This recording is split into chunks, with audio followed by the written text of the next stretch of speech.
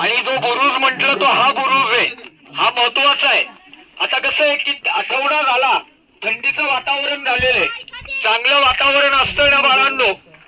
इथं मकरंदगड दिसतो, कोल्हापूर महाड खेड चिपळूण आणि महाड झालं की रायगड इकडे दिसतो, प्रतापगडवरनं रायगड दिसतो, ही गोष्ट लक्षात ठेवा।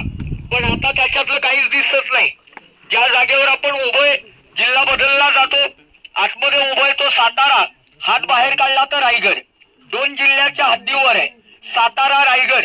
पलीकडे चालू झालं कोकण, चारी बाजूला सह्याद्रीच्या रांगा, त्यामुळे महत्वाचा बुरुज हा। आपली नजर जिथपर्यंत जाते तो परिसर दिसतो। जे तुम्हाला तळघर म्हटलं, भुयारी मार्ग तो हाय, एक लक्षात घ्या, तळघर त्यांनी बांधलेले, इतर कोणी त्याच्यातनं जाणं, त्याचा वापर करणं तेवढं सोपं नाहीये। शेकडो मावळे तयार होतात, आम्ही पण जाऊ। आजचा मावळा जाईल कुठपर्यंत, तर या भिंतीपर्यंतच। तुम्ही म्हणाल याच्या पुढे आम्ही का जाऊ शकत नाही, त्याच्या पुढची परिस्थिती काय? या तळघरातनं जायचं असेल तर तटबंदीच्या बाहेर 1800 फुटाच्या दरीत तुम्हाला उतरायचंय। त्या कड्यात उतरा, गडाच्या बाहेर जा आणि गडाला वेढा देऊन परत लढा। या पद्धतीनं ते लोक ये-जा करायचे, त्यांना सवय होती। पण आधुनिक एखादा मावळा हा जाताना थोडा सटकला, खालच्या गडावर निघायच्या ऐवजी वरच्या गडावर निघेल। लोक जाऊन बघून येतात। तुम्ही भविष्यात जर कधी गणपतीपुळ्यात गेला ना, मंदिराच्या समोर एक असा बोर्ड लावलाय, जेवढी समुद्रात बुडालीत तेवढ्यांची नावं लिहिलेत आणि पुढे एक वाक्य चांगलं लिहिलंय, मला माझ्या डोक्यात बसलं। काय लिहिलंय माहितीये का? आता पाळी तुमची। तरी आपण हे वाचतो आणि तडमडायला त्याच्यात जातो।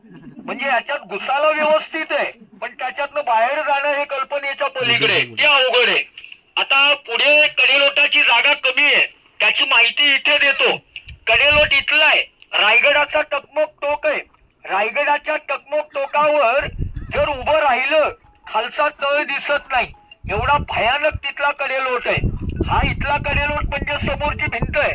जो गद्दार आहे, गुन्हेगार आहे, त्याला पकडून तिथे न्या, हातपाय बांधा, धान्याचं मोकळं पोत आहे, पोत्यात घाला, पोतं बंद करा आणि कड्यावरनं दरीत लोटा।